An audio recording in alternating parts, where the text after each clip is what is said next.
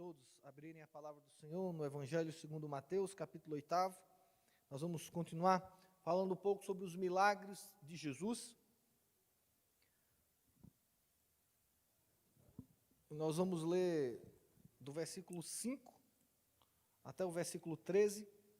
Eu vou pedir para que você mantenha a sua Bíblia aberta em casa, aqui na igreja, porque nós vamos ler alguns outros versículos que vão basear a mensagem e vão trazer outras orientações para que a gente possa aprender mais da palavra do Senhor. Diz assim ela: tendo Jesus entrado em Cafarnaum, apresentou-se-lhe um centurião, implorando: Senhor, o meu criado jaz em casa, de cama, paralítico, sofrendo horrivelmente.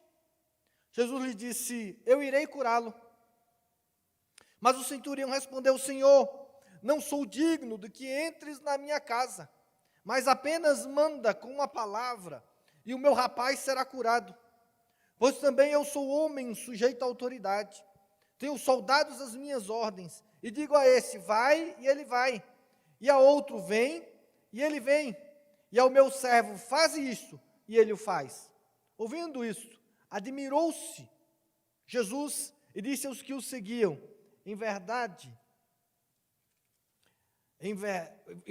vos afirmo que nem mesmo em Israel achei fé como esta.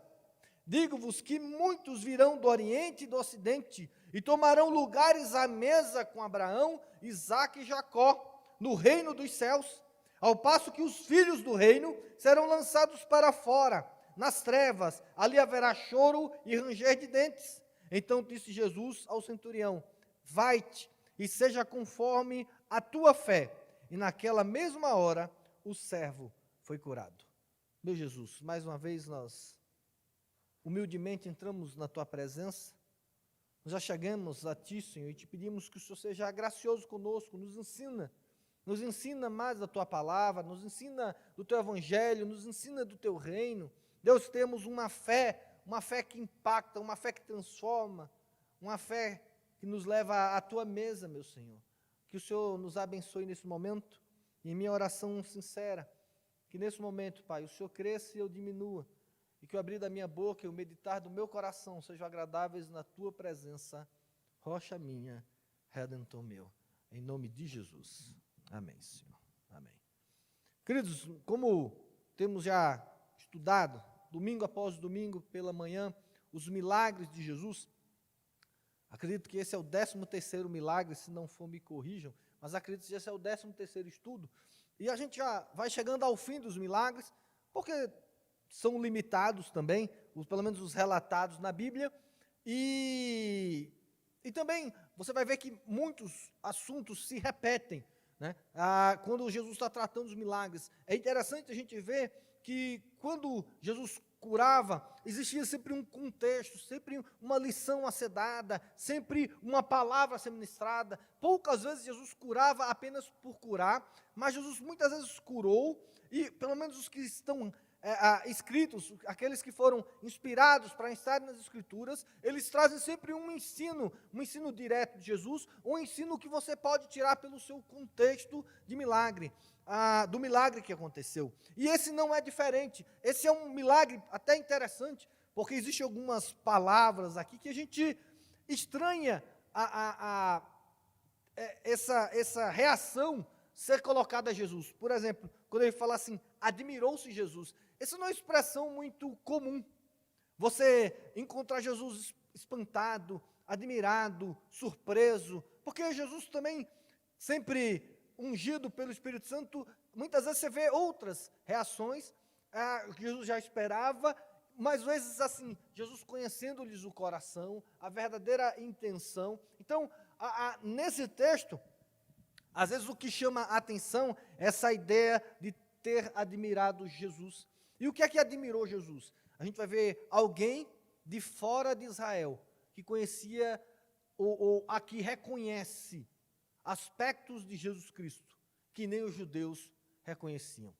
E talvez, queridos, essa seja a maior tragédia que eu e você, o maior perigo que eu e você como cristãos podemos correr, estar no reino de Deus, estar na casa de Deus e não reconhecer Jesus Cristo como Ele o é e como Ele deva ser.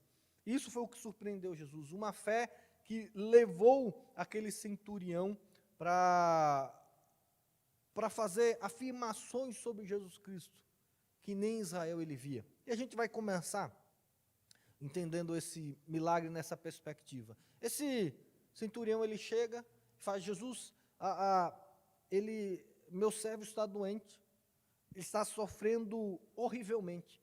E a primeira característica aqui, querido, é que a Bíblia fala que ele chegou implorando a Jesus Cristo. Ele era um centurião, ele era alguém com um certo poder, um certo status, mas ele chega para Jesus de maneira humilde.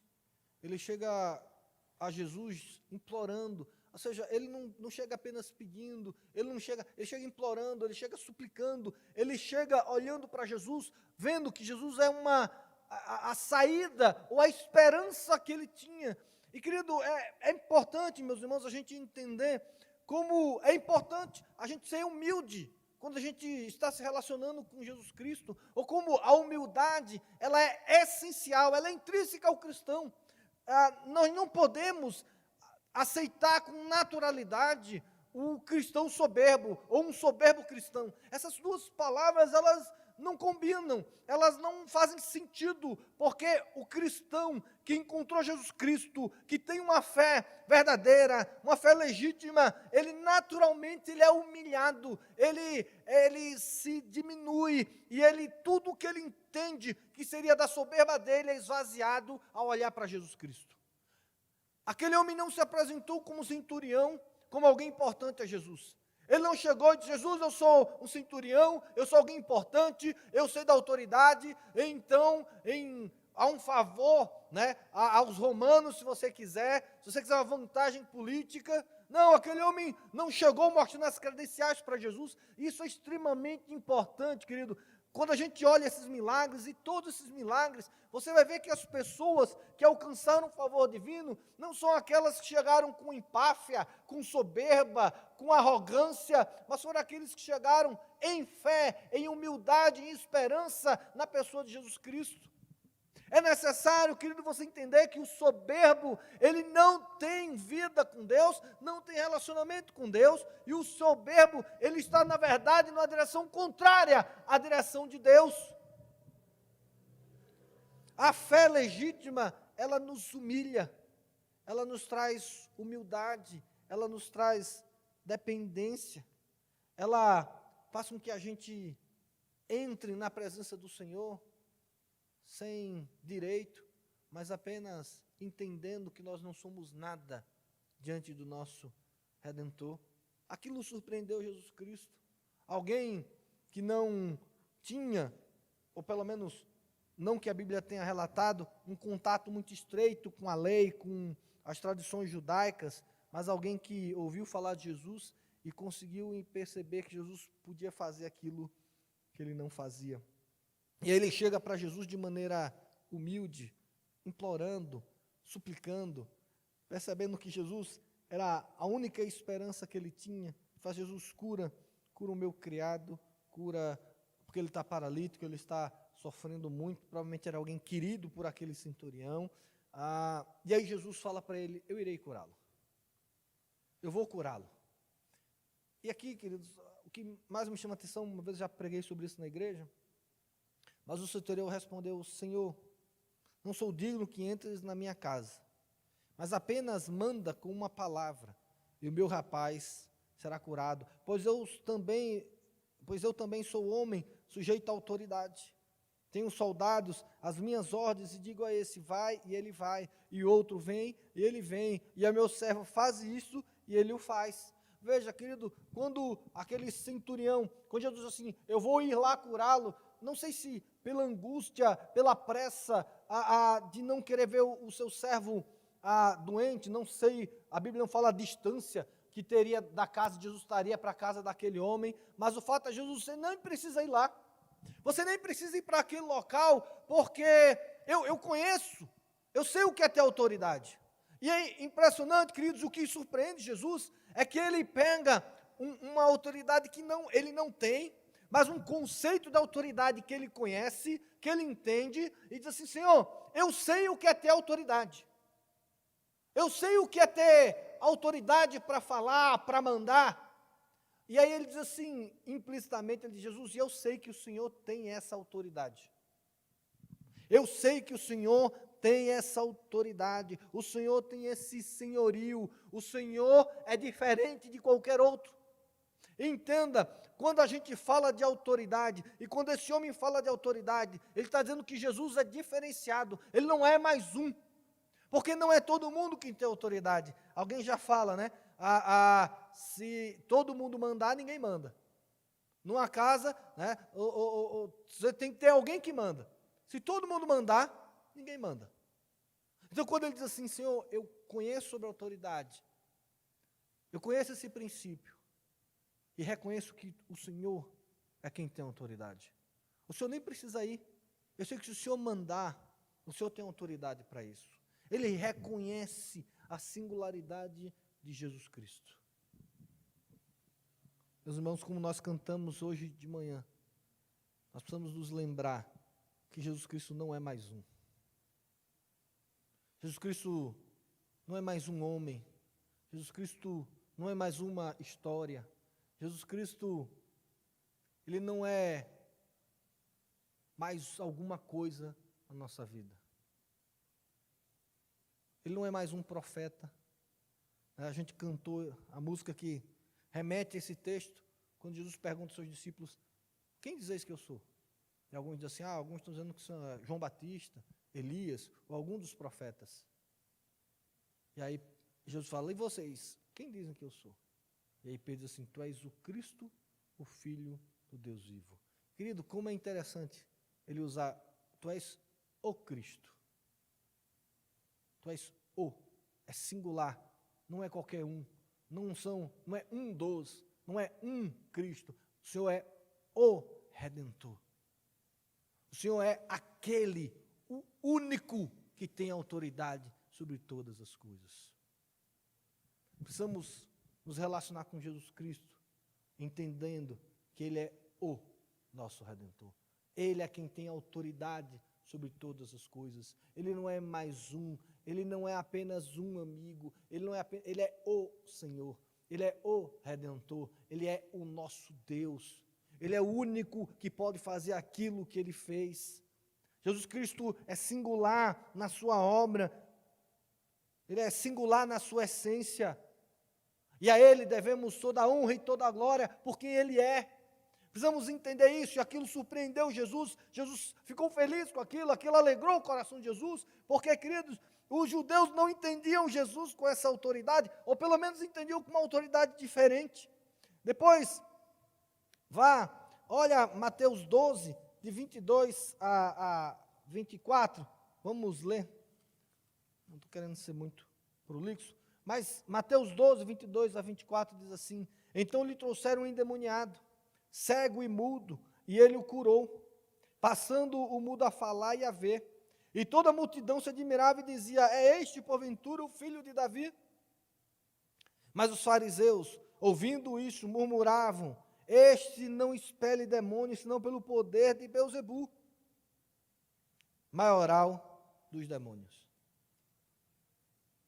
Era assim que os judeus viam Jesus Cristo quando ele curava. Jesus acabou de curar, as pessoas dizem: será que esse é o Messias? E as pessoas começaram a dizer: não. Ele não tem autoridade, a autoridade dele vem do diabo, vem do demônio. Querido, nós precisamos entender que não podemos correr o risco de tirar essa singularidade da autoridade de Jesus sobre nós.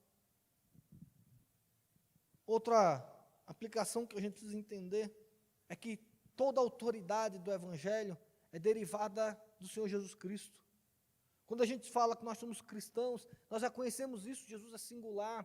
Não misture Jesus Cristo com o seu pastor, com a sua liderança, com o seu líder, com o seu colega, com o seu irmão na fé. Não, querido, o Evangelho, Jesus está acima de todos nós, Jesus é maior do que todos nós, Ele é o nosso objetivo, Ele é o nosso alvo, mas é Ele, querido, e tudo tem que ser por causa dEle.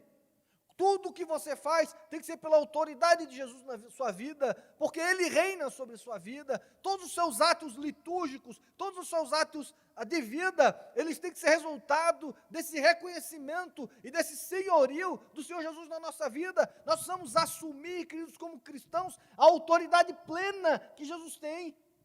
Não autoridade com mais uma, mas Ele é o Cristo, o Redentor, Ele é o nosso Salvador, Ele é o nosso Senhor. Não podemos abrir mão disso, não podemos viver o Evangelho à parte disso.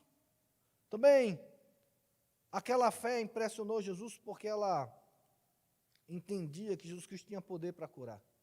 Ele tinha poder para fazer aquilo que só Ele podia fazer. O centurião vai atrás de Jesus porque ele percebe e ele entende que só Jesus podia fazer o que ele fez. É reconhecer que só Jesus tinha poder para isso. Reconhecer o poder de Jesus na nossa vida é fundamental para ter uma fé sadia, uma fé correta, uma fé genuinamente cristã. Precisamos entender aquilo que só Jesus Cristo fez. Porque só quando a gente entende aquilo que só Ele tem autoridade para fazer, nós nos tornamos gratos em nossos corações e a nossa devoção a Deus, ela passa a ser uma devoção de gratidão e de amor. Reconhecer aquilo que só Jesus tem poder para fazer, vai nos aproximar dEle cada vez mais. A fé nos humilha, porque ela também tira de nós os nossos méritos, as nossas recompensas, o nosso orgulho. Ela reconhece que é só Jesus, e apenas Ele, e ninguém nada, e nada mais além dEle. Querido, como é difícil na nossa geração do auto-marketing, da grandiosidade, a gente reconhecer que é só Jesus Cristo. Que não tem mérito em nós, não tem recompensa em nós, não tem nada em nós que pode nos fazer aprovados diante de Deus. Como é difícil no auto-marketing, onde a gente tem que mostrar os resultados, mostrar que podemos, mostrar que fazemos, a gente se chegar a Deus sem nenhuma das nossas obras, sem nenhum dos nossos títulos, sem nenhuma das nossas recompensas. Quantas vezes as pessoas já ficaram chateadas na igreja por não terem sido mencionadas. Às vezes eu fico pasmem com isso, quando alguém fala, olha, não vou mencionar nomes, porque eu não quero deixar ninguém chateado, não quero magoar ninguém. Veja, querido, às vezes a gente fica chateado porque o nosso nome não é citado, porque o nosso nome não é exaltado naquele momento. Muitas vezes isso dentro da igreja e fora da igreja. Fora da igreja até ok, você até pode entender um pouco, mas dentro da igreja as pessoas ficam chateadas porque não foram lembradas, porque as pessoas fizeram algo, disseram algo, serviram de alguma maneira e não teve o seu nome lembrado. E aí aquela pessoa fica chateada, fica às vezes até com raiva, porque o seu nome não foi citado. Mas eu trabalhei tanto e ninguém lembrou do meu nome. Ah, mas eu servi tanto, eu fiz tanto. Ah, se não fosse por mim, ninguém faria isso. E ninguém citou meu nome, nenhum obrigado eu recebi. Não, querido, quando a gente fala da fé evangélica, a gente está falando de nenhum mérito. Porque, querido, se ninguém lembrou de você, mas as pessoas lembraram de Jesus Cristo, valeu a pena. Se ninguém lembrou do seu nome, mas as pessoas lembraram do Senhor Jesus, valeu a pena. Se a pessoa não sabe que foi você que ajudou, mas se a pessoa sabe que foi através ou por causa do senhorio de Jesus Cristo na sua vida que aquilo aconteceu, vai valer a pena. Aquele homem entendia que só Jesus tinha poder. Precisamos, queridos, na nossa vida entender que só Jesus, Ele tem poder.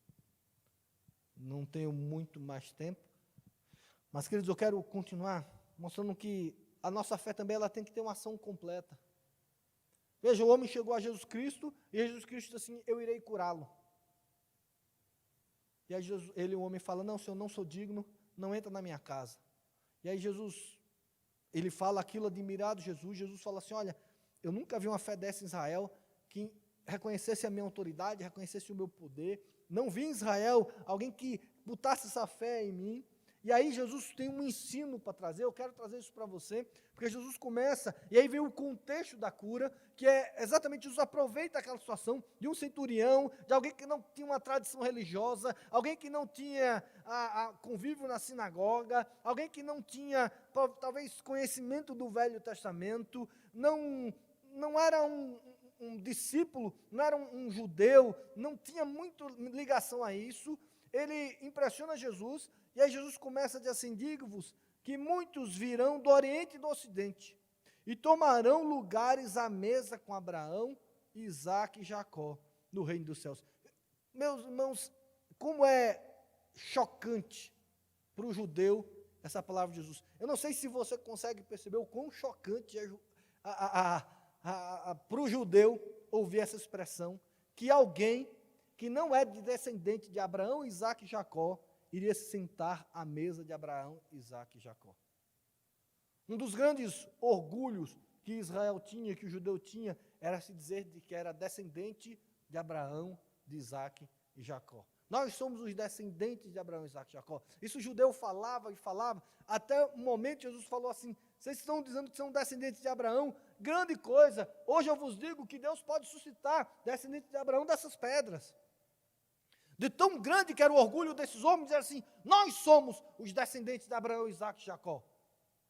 E aí Jesus começa a dizer assim: digo-vos que muitos virão do Oriente e do Ocidente, e eles é que vão sentar à mesa de Abraão, Isaque e Jacó. E aí Jesus faz um alerta maior do que eles. Versículo 12, ele diz: ao passo que os filhos do reino, olha a expressão, os filhos do reino, que ele está falando é dos judeus, daqueles que são os descendentes de Abraão, Isaque e Jacó, daqueles que estavam vivendo o reino de Deus, ou pelo menos as promessas do reino de Deus, aqueles que foram objetos da aliança de Deus, aqueles que foram objetos da profecias do Evangelho, daquele povo que foi escolhido para que o Redentor viesse. Ele diz assim: esses, ao passo que os filhos do reino serão lançados para fora, nas trevas, ali haverá choro e ranger de dentes.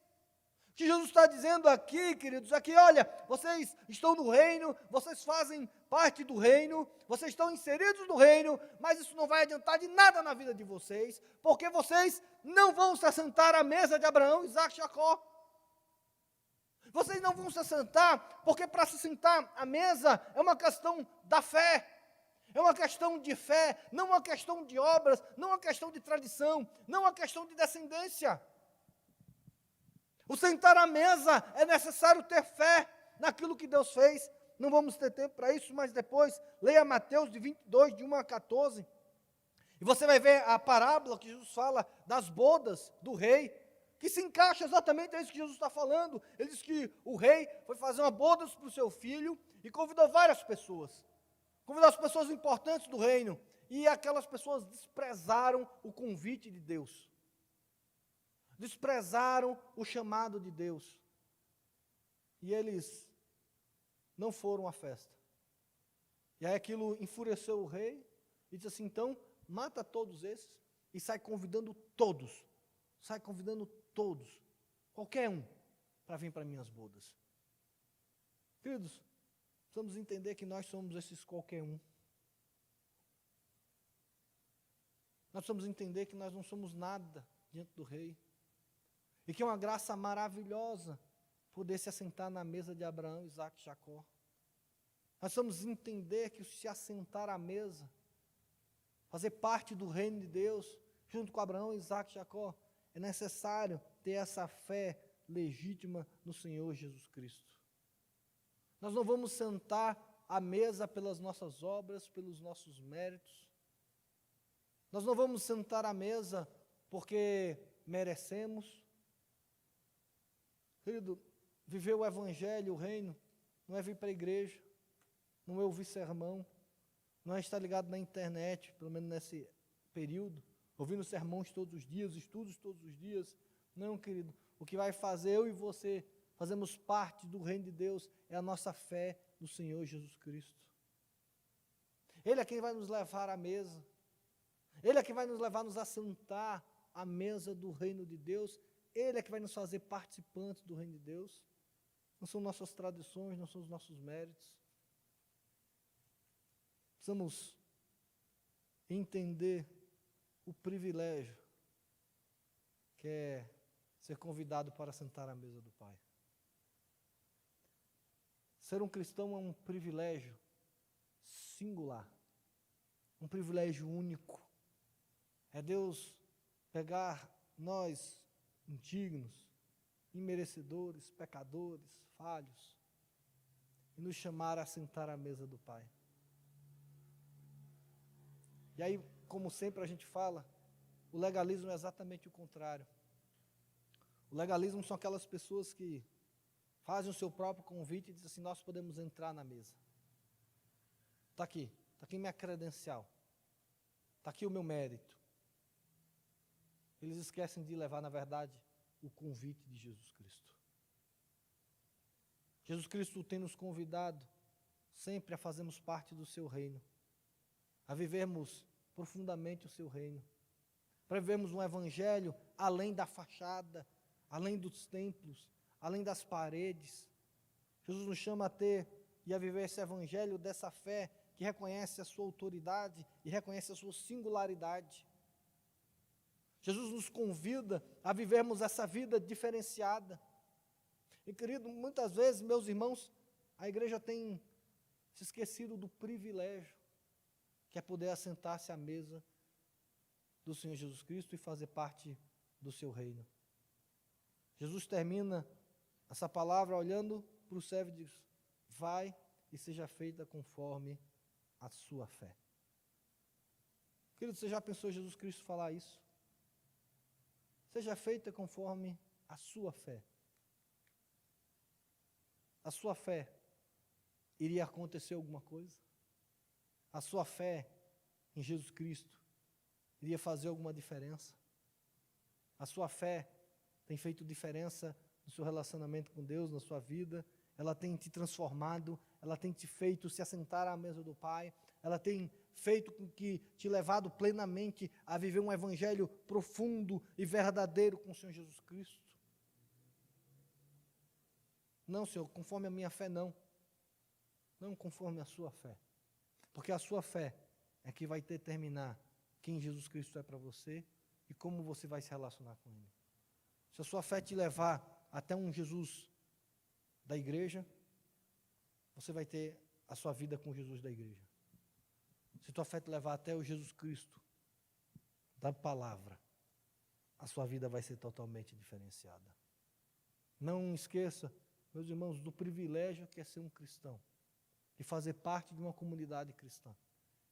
Não tenha mais medo da doença, do Covid, do que de estar fora do reino de Deus. Querido, eu tenho pouco medo do Covid. Não porque ele não seja perigoso. Porque eu sei que o pior que pode acontecer comigo e com você cristão é se encontrar com o Senhor Jesus Cristo. A morte não é o nosso fim. A gente fez uma vez no Instagram uma live conversando sobre isso, sobre a morte, como é que o cristão enfrenta a morte. Não, querido, não é a morte que nos impede de fazer algo ou deixa de fazer algo. Não, querido, o que nos faz nos movimentar não é o medo, o que nos faz nos movimentar é a certeza da fé e da vitória em Jesus Cristo. É isso que nos motiva, é isso que nos leva adiante. Por isso, querido, mais medo do que o Covid, tenha medo de não se assentar verdadeiramente na mesa de Abraão, Isaac e Jacó. Tenha medo de ser expulso da casa de Deus. Não permita, querido, que por causa dessas dificuldades, o diabo coloque no seu coração vamos colocar assim, um desgosto, coloque uma indiferença com o reino de Deus. O reino de Deus não é online. O reino de Deus é da vida real. Os nossos cultos podem ser online. A nossa fé cristã não. Ela é real, ela é verdadeira. E, querido, eu quero lhe convidar a você entender que é um privilégio poder fazer parte da mesa de Abraão, Isaac e Jacó, de se assentar nessa mesa. Isso é um convite que Jesus fez a mim e a você, e é um privilégio nosso poder estar nela.